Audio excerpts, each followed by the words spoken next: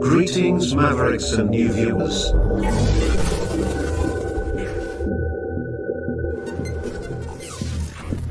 Tonight, direct and live from the Maverick News Network World Studios. This is Maverick News with Rick Walker.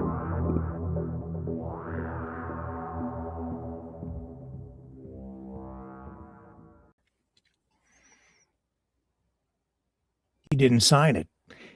Harper didn't sign the petition to break up the country. And he got a prize today.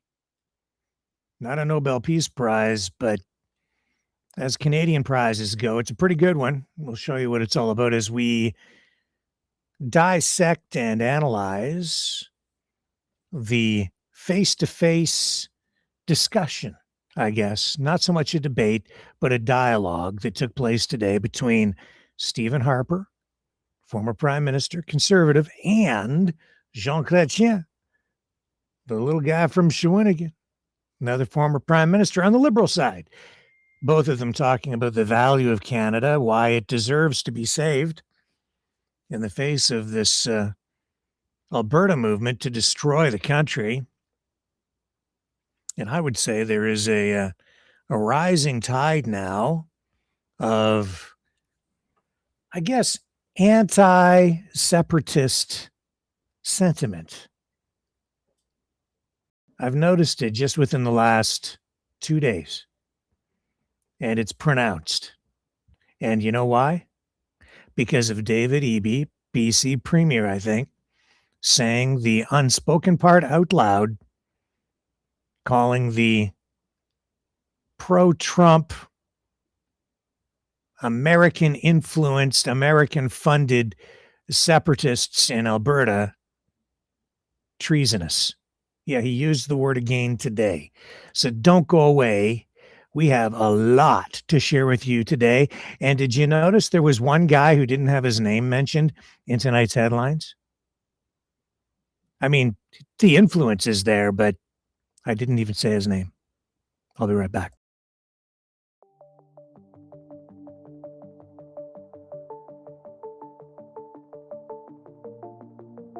Greetings, brave Mavericks. Our quest for truth continues. We go beyond fake news. Together we expose propaganda. Together we pull others out of rabbit holes. We are maverick thinkers. We are all unique individuals, defenders of individual rights and freedoms, credible, trusted, grounded in reality. Maverick News, Maverick News. Defending free speech, free speech. Donate at freedomreporters.com. Do it now. Tomorrow may be too late. Maverick News. The world is watching.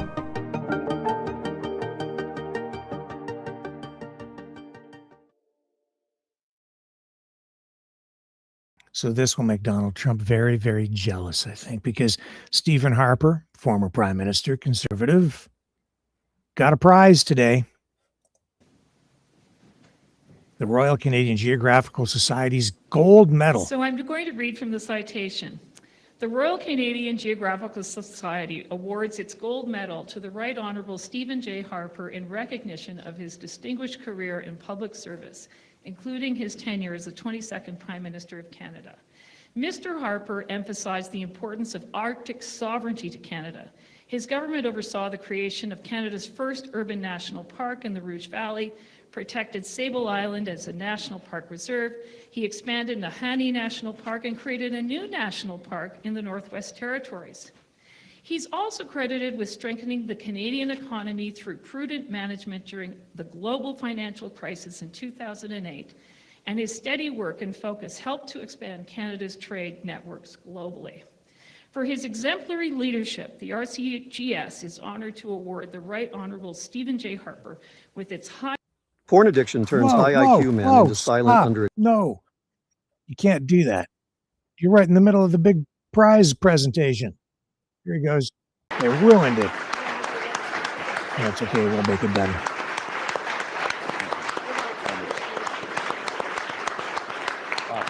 Over here. There. I got to look at us looking straight ahead. Everybody wants a picture.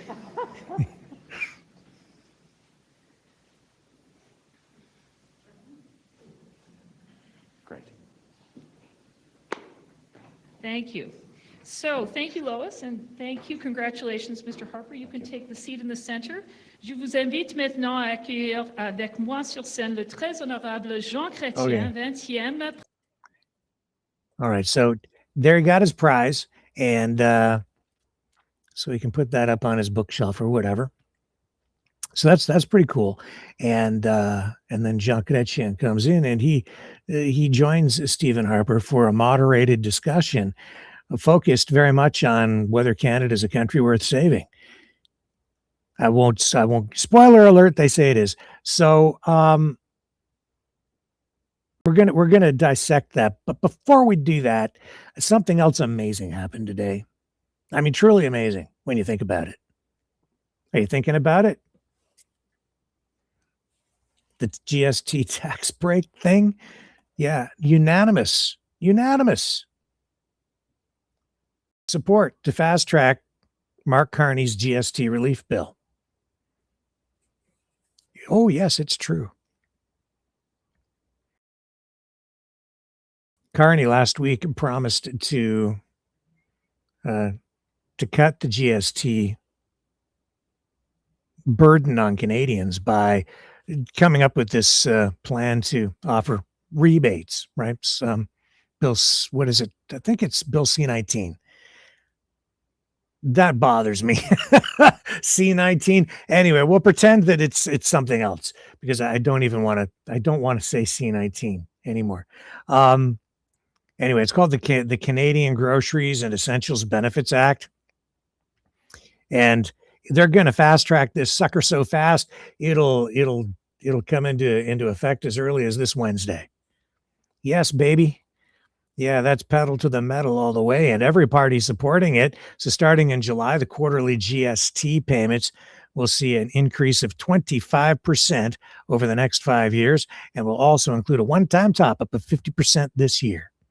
So depending on what your income bracket is, some families could see $500, some like $1,800 more in their pockets at the end of the year.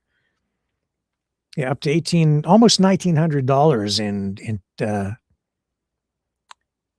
eventually to families. That would be, I think, a family of 4. It just depends on where you're at. A single person could get up to like $950 back this year compared to $540 that they were getting, and about $700 a year for the next 4 years. So, that's not chump change. Well, it is in the overall scheme of things, but I mean, when you're living on poverty lane like me, that's a big deal. So I'm all for that. Anything that cuts taxes right now, I'm very excited about on a personal, very selfish level, because I need that tax break. I don't know about you. I'm just telling you, Carney is a conservative in liberals' clothing in many respects, at least fiscally. And that's why this thing is getting fast-tracked.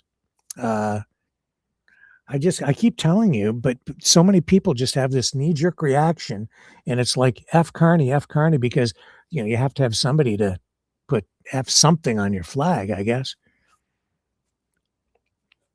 Anyway, that's what's happening. I've got the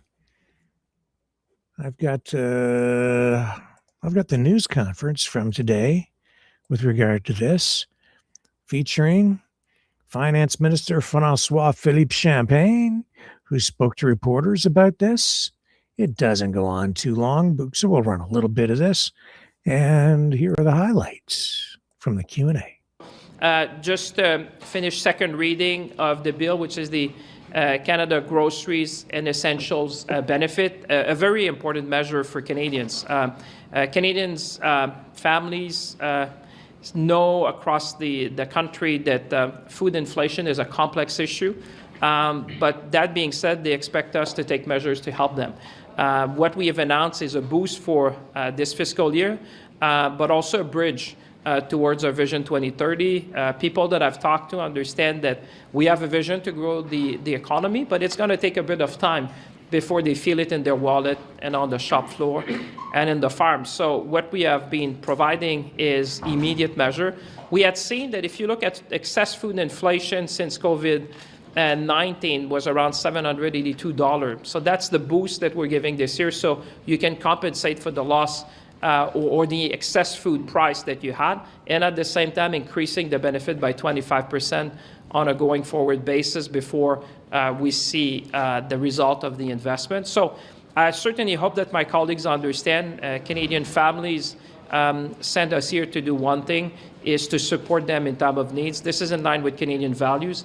This is going to make a difference in the lives of Canadians, and it's part of a suite of measures to make life more affordable in the country. Ce matin, la députée conservatrice Melissa Landsman disait qu'elle était prête à envoyer ça dans le comité dès demain et de faire sortir. Yeah, let me just get back to English here one moment.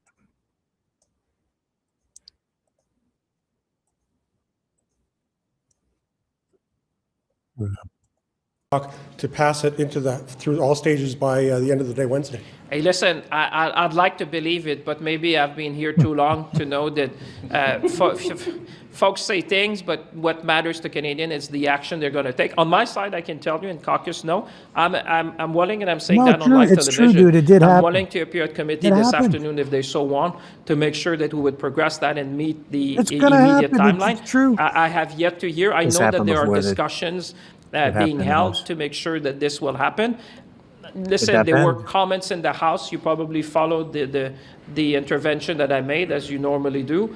And you would have seen the questions that I received. Some of them leave me a bit perplexed in terms of their commitment. But again, if they're good to their words, we're going to be working on our end. Like I said, I make myself available today, even if it's needed, to move that forward. On the GST, the eligibility, the household income eligibility to receive the GST credit in the North, particularly in Nunavut, is said to be just above the poverty wage in Nunavut. And so why isn't the government providing special considerations for people in the North to benefit from the rebate proportionally equal to those Canadians in the South? It's a very good question. What I would say to you, because this is part of a suite of measures we're considering. This is not everything that you've seen today. There's other things we're looking at. We're very aware, the Prime Minister and I, of the reality in the North and in remote communities. All right, well enough. Bottom line is, it's fast-tracked. They all voted in favor of it. That actually blows my mind, that they all got together on something and all voted in favor of a tax rebate. So I'm like, right on. I'm cool with that, man. That could easily have been a Stephen Harper government type of tax relief. So we'll celebrate that one too. So he's cut. This is the thing. He has cut the carbon tax so that the price of gas is lower. What else has he done? He's got that MOU going on. He made the deal with China to bring in 49,000 to get the relief for the farmers out west that they desperately needed. So he basically saved the canola farmers. He is now not only providing GST, goods and services tax, or harmonized sales tax, depending on where you live, HST, relief to Canadians. He's done it in some magical way where he got everybody to vote in favor of it. But I still keep seeing people just react in a knee-jerk fashion. And it's like, F Carney, no, I'm not going to, no, I'm not saying that. I'm with all the other, I'm like, yeah, okay, do it. Just do it. I don't care what side of the political aisle you're on. Just give us the tax break. That's what we need. And so I'm happy with that. We can get upset with him next week when he does something stupid. It's coming. He'll do something stupid. They all do eventually.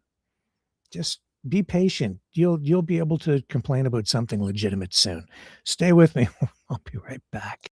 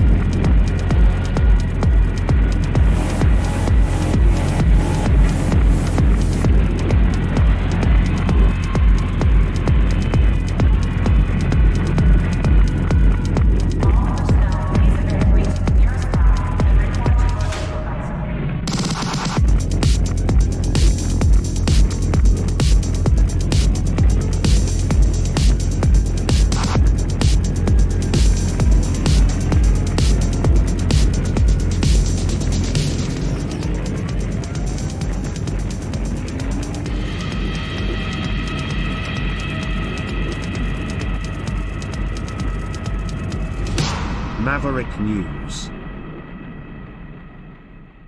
The world is watching. Brightleaf Innovations is excited to offer our newest investment opportunity, the Turn Easy Bed Storage Solution. Turns with a touch, spins all the way around. Every little thing you need is easy to be found. No more clutter, no more mess on the floor. Just spin it, reach it, you don't search anymore. Turn Easy Bed, spin your world around. Storage made simple, the best you found. Shelves your way, keep the mess away. Charge it, store it, night or day.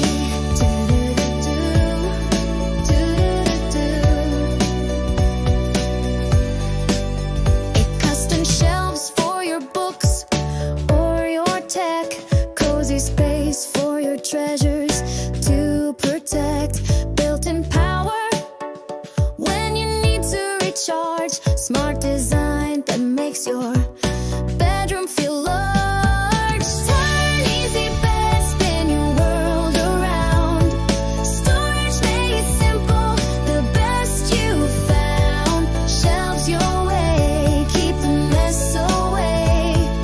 Charge it, store it, night or day. Designed and developed by Brightleaf Innovations. Proudly Canadian and patent pending in North America. Turn Easy Bed transforms how you live. To learn more about this innovative new product idea and exciting investment opportunity, call 519-784-0222 or visit brightleafinnovations.com. Yeah, and I'm just looking in the chat, and 1272B51, you must be a separatist, or a Canada 51st stater, I guess. I don't know. Anyway, whoever you are, yeah, he does raise an important point, and I think I am misspeaking when I say that it's the tariff reduction with China is focused on seeds, not oil. That's true, because oil trade in canola oil from Canada to China had already dropped to almost nothing. So it's basically irrelevant. And the deal does focus on canola seeds and meal. And that is also because they produce a lot of canola oil in China. So they can take the seeds and then they make canola oil in China from the canola seeds and other products. So anyway, thank you for that, to clarify. And like I said, the GST, HST rebate, that could have been Harper. And today in Canada, after Harper got his gold medal, former Prime Minister Jean Chrétien came in for a discussion on separatism and whether Canada is a country worth saving. And I was just going to run clips, but you know what? I watched quite a bit of this. I have not had an opportunity to watch all of it, and it isn't really that long, but I think it was actually an important event today for Canada as the country faces this existential threat from the United States. Everybody's worried about, complaining, especially out west, foreign interference, China, and the biggest threat there is to Canada right now is the United States. Well, more specifically, I would say Donald Trump, not so much the United States of America, but Trump and the people around him. What these two guys did today, the way they just sat there and spoke about the past, the present, and the future of Canada,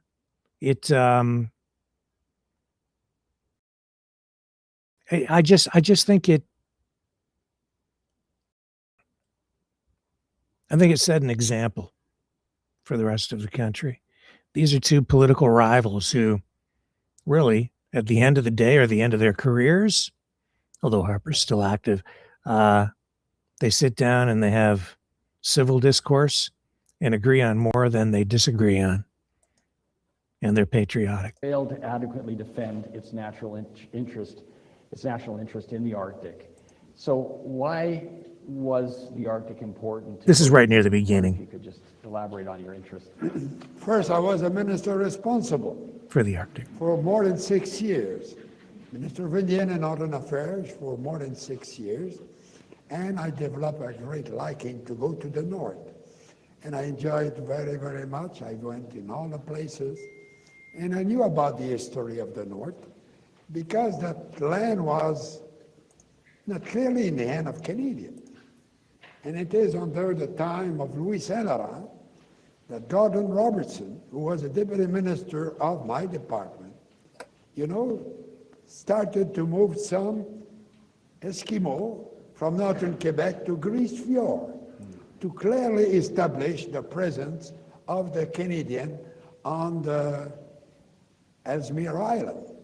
See, this is going back to a time when Chretien was the minister responsible for the Arctic, and this is all very relevant today because Donald Trump is threatening Greenland, to take over Greenland, which is, an extension of Denmark. And this goes back to a time when Canada was facing, some pressure and potential threat to our sovereignty in the Arctic. So this is actually a topic that we keep revisiting as a nation state. It's very relevant what these guys are talking about here right now. And it is quite recent that it was challenged at that time by the Danish. And the move made by Mr. Saint Laurent led me to visit Grise Fjord. And I was the first minister to go there ever. And this week I received in my office the grandson of the mayor when I visited that in 1970, who had been the premier of Nunavut. So my connection with the North go far, and I'm happy that it's clearly Canadian. And now some people look at Canada and would like to take it over from us. But we stand on guard, don't worry.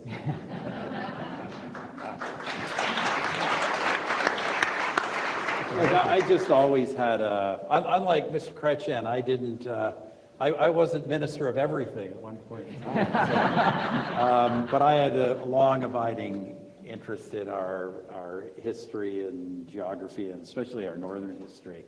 I'm always fascinated that the French and British actually fought naval battles in Hudson Bay. Like, it's unbelievable. Such a great part of Canada. So look, but my concerns were different. I think the reality is, in law, Canada took possession of those territories in 1870 and then 1880. But the reality is Canadian sovereign presence is extremely spotty, especially up until the 1950s. And even after that, we've kind of had periods of neglect. So, I believe. Oh, I hate it when it does that. Here we go. Serious, I think I've been borne out in that regard. I didn't anticipate them being our southern neighbor. Serious threats, and he didn't expect to come today from the States. We have to be able, my view, especially now, we have to be able to do surveillance and reach and ultimately defend all of our land, seas, and skies without the support of allies. And I think we're entering an era where with new technology, that's actually quite feasible for us to do. So it's turned out to be more timely than I thought. Absolutely. I don't doubt for a minute that most Canadians have a deep loyalty to their country. You see outbursts of patriotism every now and then. Recently with the Four Nations Cup last year, just an enormous That was outpour. the best, Connor McDavid, that was the best moment of 2025. Absolutely. Connor, hopefully we have If only a prime minister could do something like that. hopefully we'll have another Connor McDavid best moment in the next couple of weeks as Canada, of course, competes, Team Canada in the Olympics. But outside of sports, how do we reinvigorate a sense of Canadian patriotism, especially following years in which we were told that Canada is a country without a core identity, without a mainstream? How do we get Canadians excited about the country? Well, let me just tackle that one quickly. Look, we are living in an age. The one thing, I travel around the world on business now, still do a bit of politics. The one thing about this world, whether we like it or not, we are living in an age of nationalism everywhere, revived nationalism. And there is no reason why this country should not be as nationalistic as anyone else. We have a lot to be proud of. It's a tremendous country. I think just about any person and almost anywhere in the world would love to be here, to have the circumstances of our country. Well, we have a great history. Obviously, we have a great land, a tremendous, gift of Providence. Great land, but we have a great history. And, there's been so much emphasis in the past, let's say decade, about all the things we've done wrong. Okay, fine. But look, all the things we've done wrong have been things that like the things we've done right, that we have built upon. We've corrected mistakes, and we've built, I think, quote Mr. Chretien, the best country in the world. So, let's be proud. And our pride doesn't have to be just, not liking Donald Trump. We should be proud in who we are as a people and as a nation.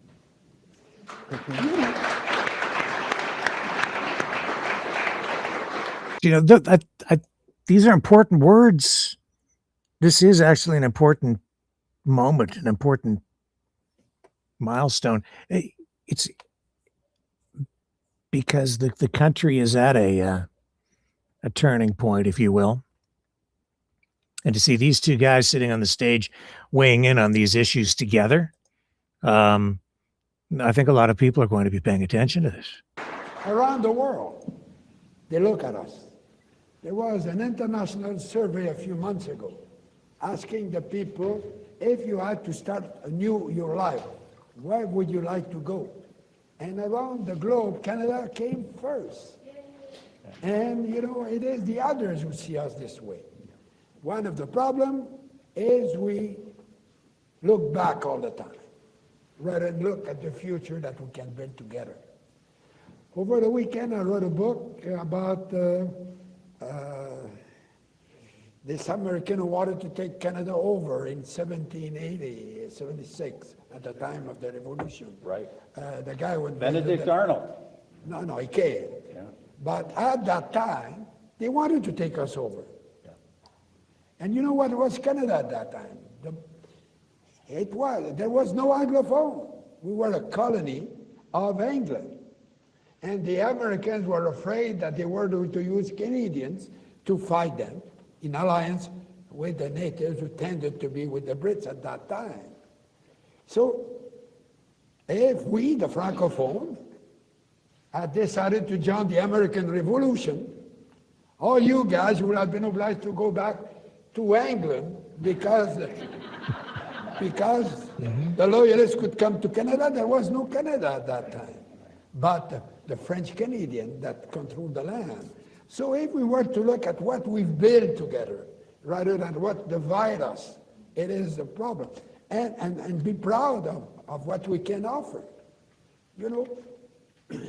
When you're in the geographic business, apparently, so I claim that when I was Minister of Indian and Northern Affairs, responsible for park, and when I was Prime Minister, I made more land aside for conservation and national park than the number of acres they have in France.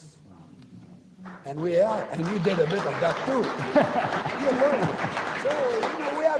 We're the only country who can talk like that.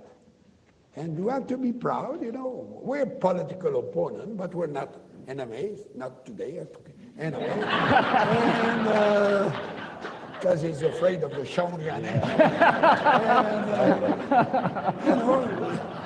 We can have, no, but... See, that's what I keep saying. Liberals aren't my enemies, they're my neighbors, And I hope they view me the same. We don't need to be enemies. We can be political opponents, but no, that's not the Canadian way. This is an important moment. We have lived something that is an example to the world. To have two official languages that, we have treated the native better than the Americans.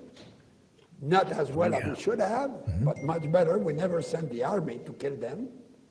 And we sent some missionaries who wanted to take them to heaven, and it was a controversy, apparently. But, and the French were here, and the Anglophone came, and we have now 50% of the population came from all the nations of the world. And they will never change, their citizenship for anything else. And it's why everybody will give everything they have to have the privilege to come and share our so-called miseries. Jean talked about the defense of Canada by French Canadians during the American Revolution. Our organization, Government of Canada, RCGS, we spent a lot of time celebrating the fact that all these different groups of Canadians, French, English, Native, came together to fight in the War of 1812, which is a great moment in history. So we've created this country, created it through joint action, through joint defense, through joint economic building.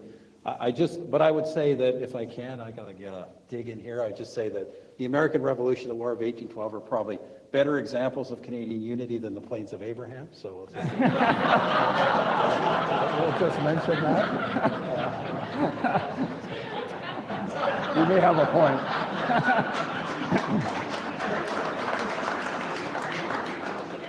Well, and the incredible role, of course, that Indigenous... but we cannot rewrite history.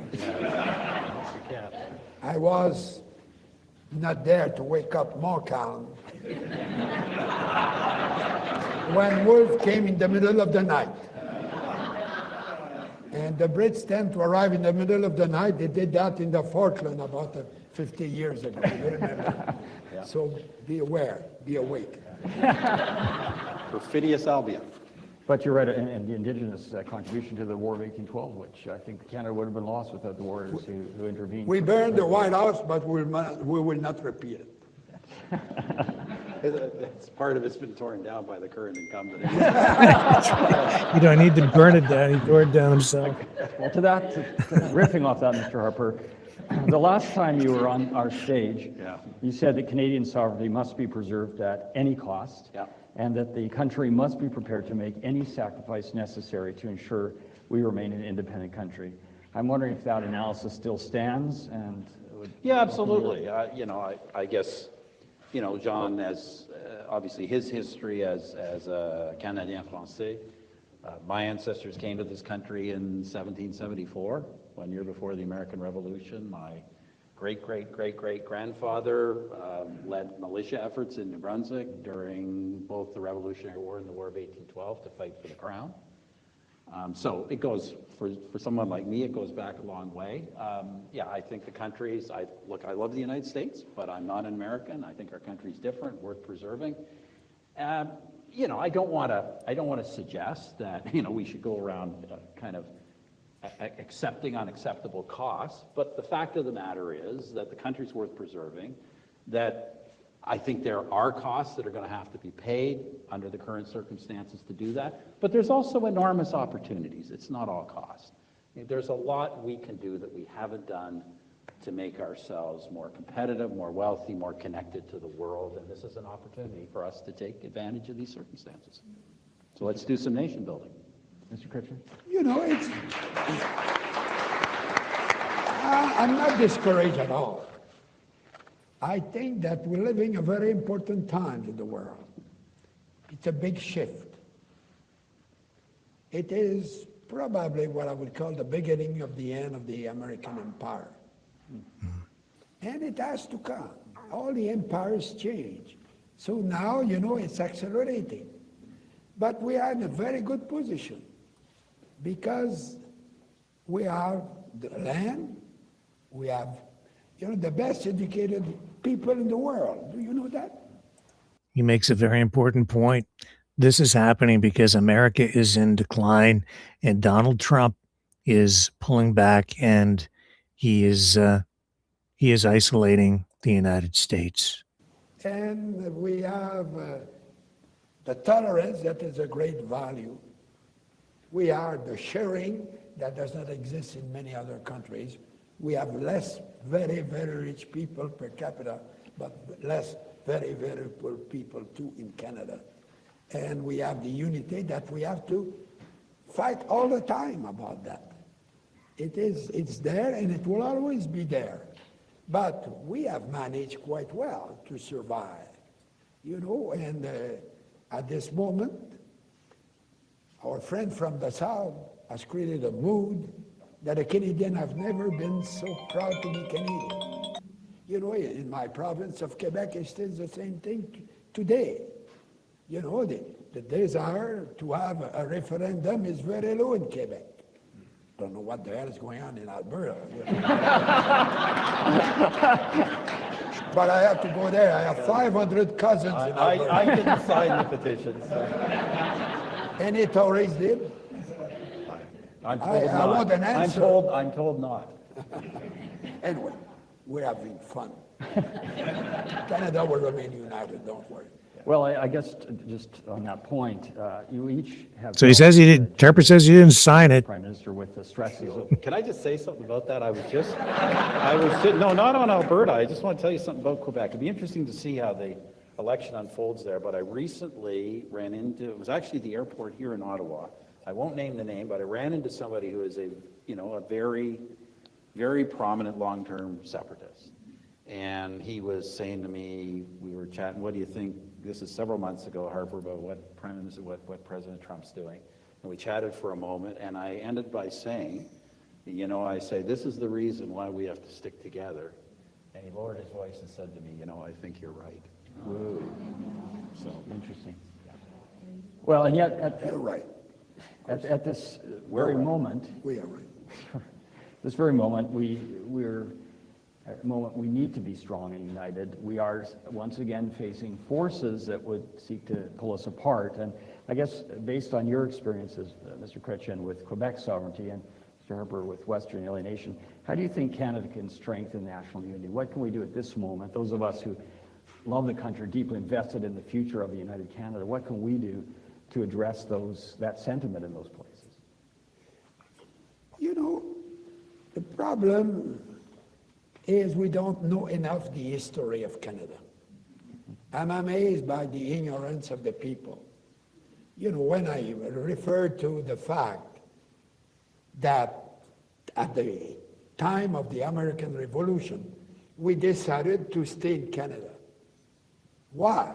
It's because the king of the day guaranteed to the French the language and the Catholic religion. And the Pilgrim of Boston were mad at the British because he had made a deal like that. And they wanted to take over Canada. And I was reading a book this weekend, written by Madame Dohan. She's a journalist from Ottawa. It's called He Failed to Conquer. It's a great book about that period of time. And, we don't know that. That it is because of that we still speak French. And they say that we're miserable. My colleague said that. I said, it's terrible. We were 60,000 French Canadian in 1763, when by the Treaty of Paris we were ceded to the Brits. Miserable that we are, we went from 60,000 to 9 million. It's not that bad. And it's more people than in Belgium, in Switzerland, in Finland, in Sweden, in Norway, and in Norway. Yeah, Canada is the second largest native francophone country in the world. And Montréal, la deuxième plus grande ville française dans le monde entier. C'est vrai, c'est vrai. So, et Shawinigan, une ville unilingue d'où je viens. Never been to Shawinigan. It's one of the few. Shocking confession. You're missing something. We have a beautiful museum there. That's right. The Chretien Museum. Called Canada in the World.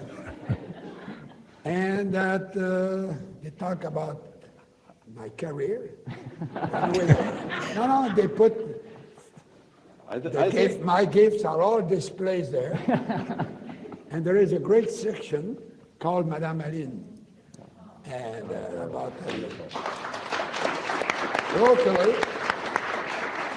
and it's all Canadian. Well, I think my people might have said and whispered to me that I probably didn't have a chance of winning in Shawinigan. Anyway, I was going to say, I don't want to get too much into the politics. I'll just say this, that, you know, in our time in office, myself and colleagues here, you know, Quebec, the support for Quebec sovereignty went to its lowest level since the early 1960s. And support for Western separatism vanished completely. So, you know, look, there are people obviously in both parts of the country who think differently, but I think the reality is federal government manages this country right, puts the stress on unity and not on ideological tangents, and there's no reason why we can't pull the country together at this moment.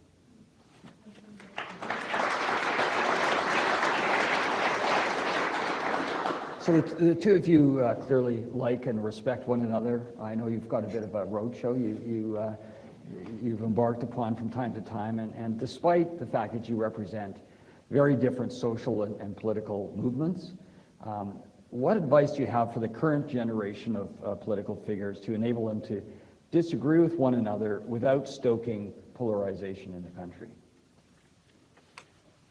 You know, the communication of today have changed. And the gossips of the taverns, you read them every morning on this little machine. And all that is terribly negative, terribly negative. And I don't know how we will counter that. Because you have an article, and only the people who are negative. Very rarely you can read something under an article that refer to what is positive in the article. It's always what can be negative. And so that means that all the young people have that in their hands all the time, and looking at that stuff, a lot of time it was pure invention, lies, and nobody correct them. And that will have to be corrected, I don't know. But I lived the same situation in a way. When I was elected, Parliament, we had no TV, no radio, no nothing. It was a debating society. And there was a lot more, you know, now it's on TV. So it's dull because, you know, they read a text prepared by somebody else. The House of Commons in my time, you had not the time to have notes, the right to have notes. If you could not speak up your mind, you could not talk. And if you lie, my God, Trump will be in trouble. If you lied in the House of Commons and you could not prove, you know, and if somebody accused you of lying, if he cannot prove it, he was expelled of the House of Commons. And now these things, these values of what is the truth seem to be have disappeared.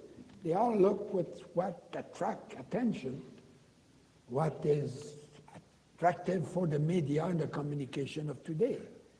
And we'll have to overcome that. But we have overcome the arrival of radio, TV, the television in the house and all that. So eventually we'll find a solution. Probably I will not be there to find it. Yeah, look, I do think this is truly that the center of all of our trouble is the constant lying and the propaganda and the political spin, the half-truths, the misdirection, it's just intentional malicious speech that is out there every single day, all over the place now, and it's because of the internet and AI, and he is really highlighting that. And that is true, is that the truth is lies are a big problem right now. And I don't know how we combat it either, because you spend so much time running around in circles trying to clarify debunk things, la la la. Well, you get done with one, and there are 100 more or 1,000 more lies out there by the time you just try to explain one. Yeah, I guess we just are going to have faith in people in the end that we somehow will become media savvy enough with this new technology to learn to tell the difference and find ways to cut through the crap. It's part of the challenge. We're entering a different age of communications, social media age. We've gone through, I tell, 175 years ago, or however long it was, 150 years ago, when Sir John A. Macdonald was going across the country, he was stumping. Like, he originally not even a train, a horse and buggy, went from town to town, got in a park on a stump or a gazebo, and that's how he built a political campaign and built a political machine. And then we had the radio age, and we had the TV age, and we had the 24-hour news cycle, which happened in your time, and then social media was just really getting a hold, a momentum just near the end of my time. And it's changed everything, because it's a whole new mode of communications, and it's a new challenge for a new generation to master that. And I agree.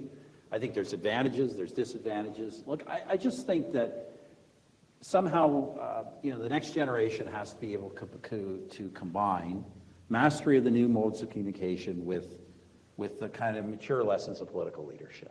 And, I'd say one of those is, doesn't matter whether you're in government or opposition, you always need to be asking yourself, if it's a policy, or in the case of opposition, if it's a statement, not just is it popular today, but how's it going to look for you in a month or a year or in 5 years' time? You've got to, you can't be drawn into the moment of the X tweet. You've got to think longer term, and there are times, and you got to pick your battles, right? Whether you're government or opposition, there are times like now where you have to decide, we're not going to fight about that, we'll fight about something. You always need to be fighting about something, because the public needs to be given choices. But on big things like Canadian sovereignty, you need to work together. And there's times where the opposition needs to support the government, and the opposition needs to know that if it does that, the government is not going to exploit that to disadvantage the opposition. So there are times where you've got to use better judgment. No, I guess you voted for the Clarity Act, don't you? I did. I not only did, I put the you first talked draft. To me about it. I put the first draft of it in Parliament. No, don't take too much credit. Show a bit of humility. But on that, he was in the opposition. Yeah, I supported him. And he supported me, and there was some problem with that, probably for him, not for me, eventually.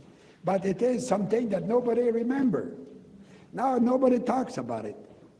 If you read it, it's not only a vote. The question has to be approved by Parliament of Canada. And if you want to separate, there is a series of steps that you have followed that are very complicated. So don't think that because one night there will be a vote, there will be a vote to go.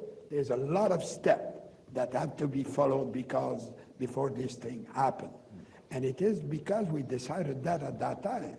Why? Because some people were claiming that with one vote we will lose Canada. Remember that? I remember, I said, that makes no sense. One of my friends in Shawinigan would forget his glasses home, and I would not be a Canadian the day after, because he would have voted. And those who were telling that one vote was enough, I used to make the joke that, the NDP, I don't want to talk politics, it's a reality. Their name is an illegal name. They call themselves the New Democratic Party since 70 years. So it's not new at all. So it's false advertising. And they wanted to change their name one day at their annual meeting, and they failed. You know why? Because they didn't have 2/3 of the vote. So they were willing to let go of the country for one vote and not get another name than any name. They needed 2/3 of the vote. Just, relax. Canada is there for a long time. Excellent. Thank you. The problem is these separatists, some of them, a lot of them now, are just saying they don't care about the rules. They're saying they're going no matter what. They just need that vote. And then they'll have Trump recognize them internationally as a nation state. And then the Clarity Act won't matter. Not to them. That's dangerous. Very, very dangerous. Somehow, we have to draw attention to that. They don't want to follow the rules. So you're here today at Canada's Centre for Geography and Exploration, and soon the entire country will be witnessing an adventure of exploration at a level that no Canadian has ever previously achieved. The launch of Canadian Space Agency astronaut Jeremy Hansen aboard Artemis II, a mission to orbit the moon. He will be the first non-American to reach the moon, and he will be one of 4 people to have been the furthest from Earth of any human being ever. And he's a Canadian. And so obviously this is on a scale, you talk about Bernier and Stephenson and some of the great explorers of Canada's history, but this is on a level that's completely beyond anything that they achieved. And in fact, it's more than a great achievement in Canadian history, but in world history. So Mr. Chretien, you met John Glenn, and I just wonder if you have a message for Jeremy Hansen on the eve of this incredible moment. But you're very impressed when you meet a person like that. Ooh. But it was something that was a great moment. When I was a younger politician at that time, and I thought it was a great day. But it had been slow on that course, and now we're starting again to look at that to see if we cannot make more progress. Of course, science has made a lot of progress in the last 50 years and will make a lot more. But that will change a lot of our habits in life. We discussed some of the progress we made that sometimes causes problem. But to go to the moon is still very extraordinary, and to have a Canadian on the moon, it would be a great day for us. Mr. Harper. Yeah, I can only agree. I think we were all, I think of the moment, Chris Hadfield's, time on the space station, and I think one of the greatest music videos of all time is Chris Hadfield's. You say that as a musician? Yeah, it's from outer space. So, power to him, represent us. Just make sure that while you're up there, and I'm sure it's a joint mission that Trump hasn't taken the Canadian flag down and put up the U.S. flag. So make sure we got our flag there. It's so far so good. looks great. So, Prime Ministers, you have developed a genuine friendship over the past decade, and I think I speak for many Canadians when I say that when you are on stage together, you give hope to the idea that we have a lot more in common than we disagree on. You show that there is a better way, and so thank you for your leadership of this great country, and thank you for your inspiring example today. Ladies and gentlemen, I would like to invite you now to all join us for a reception upstairs in the main gallery, and I hope you will take along one of those RCGS True North Strong donation cards when you do.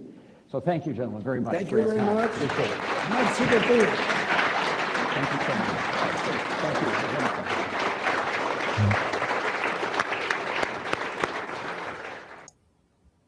There you have it. What's going on over there in the chat? I don't know. Let's take a look. There are 2 generations now. I don't know what that.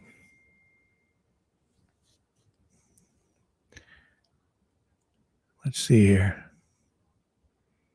When it comes to communications, feelings are irrelevant. No IQ, in my opinion. Not sure what that means. Good trick. Be lovely. Are the separatists a large number if not that many, they can move to the U.S. They should just go to the U.S. anyway. Like, I don't know what's holding them back if that's what they want. Like all the 51st staters, like the border is that way. Like I'm not trying to kick anybody out. I'm just suggesting that if that's what you want, it's right there. And I think, just some people are moving to Texas, apparently.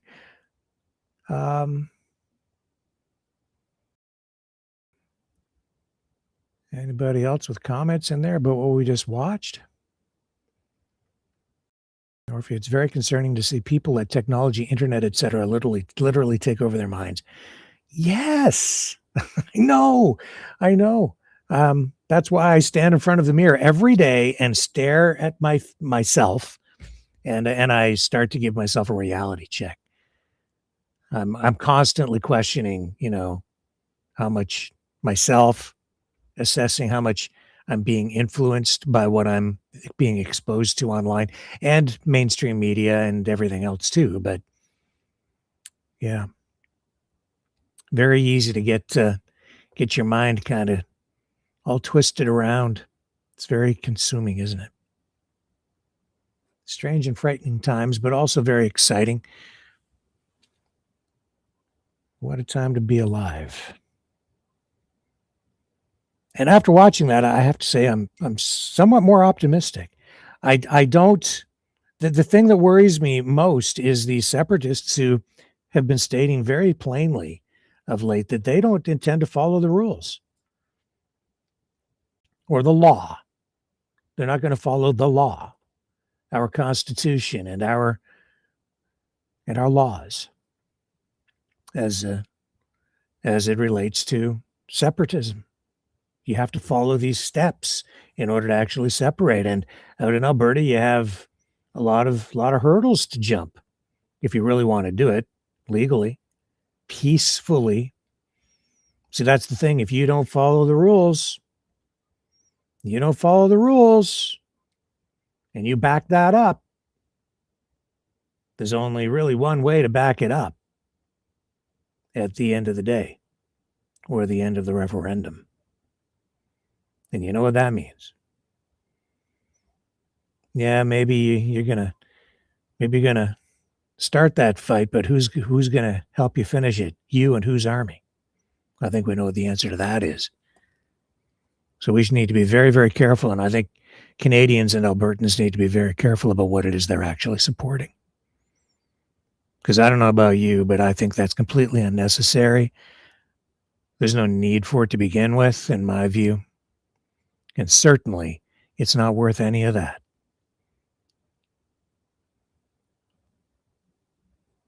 And that's I hope it doesn't come to that. We shall see. Gets us to the top of the hour. I think we're going to kind of wrap it up early tonight, Let's just take what we just heard, what we just observed, and reflect on that tonight. And then we'll come back and pick it all up again tomorrow at 7 p.m. Eastern. Yeah, let's do that. What do you want me to close off with tonight? They were talking about, going to the moon.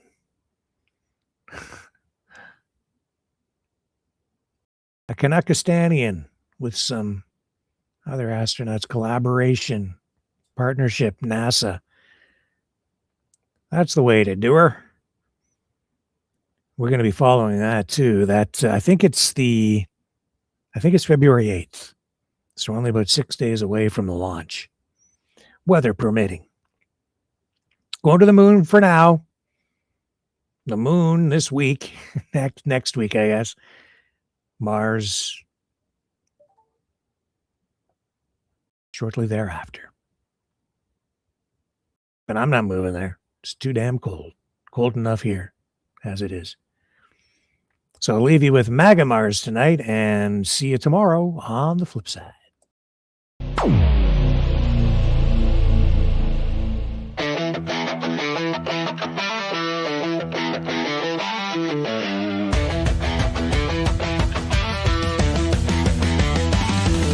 got a plan. It's bold and grand, taking over land, sea and sand. Canada's ours, Greenland's in the mix. The Panama Canal's just another fix. But Mars, oh Mars, you pesky red sphere, your spying drones are making it clear. It's a threat to Earth, a cosmic sin. But don't worry, folks, he'll make Mars great again. MAGA Mars, you're the 53rd state. Under Trump, your future is great. With Elon Musk and the Space Force too, we're slapping tariffs on your Martian crew. Make Mars great, yeah, make Mars ours. Wave that flag on the red rock stars. We'll impose sanctions, taxes, and fines. Martian exports know they're crossing the line. The Martians cry foul, but Trump doesn't care. He'll build a space wall floating up there. Elon's on board with rockets ablaze. The stock market's loving this Martian craze. He says, trust me, folks, I know the deal. Martian gold is ours, this plan is real. MAGA Mars, you're the 53rd state. Under Trump, your future is great. With Elon Musk and the Space Force too, we're slapping tariffs on your Martian crew. Make Mars great, yeah, make Mars ours. Wave that flag on the red rock stars.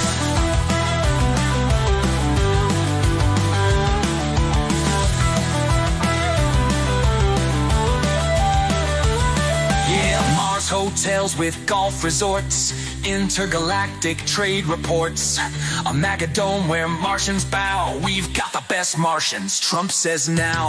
Fake news claims the plan's absurd, but Trump tweets back, it's the final word. Martian drones not on my watch. Space Force ready to kick it up a notch. MAGA Mars, you're the 53rd state. Under Trump, your future is great.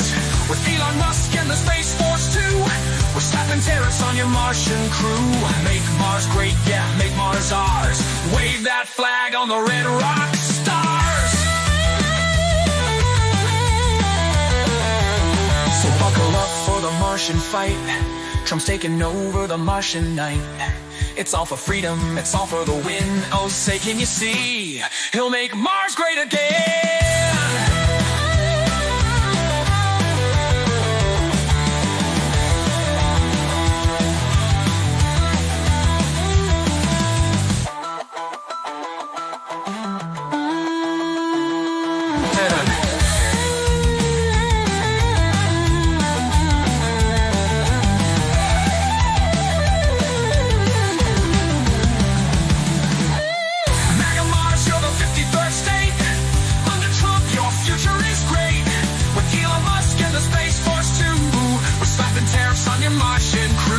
Make Mars great, yeah, make Mars ours.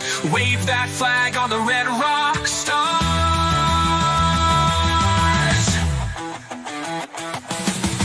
So buckle up for the Martian fight. Trump's taking over the Martian night. It's all for freedom, it's all for the win. Oh, say, can you see, he'll make Mars great again.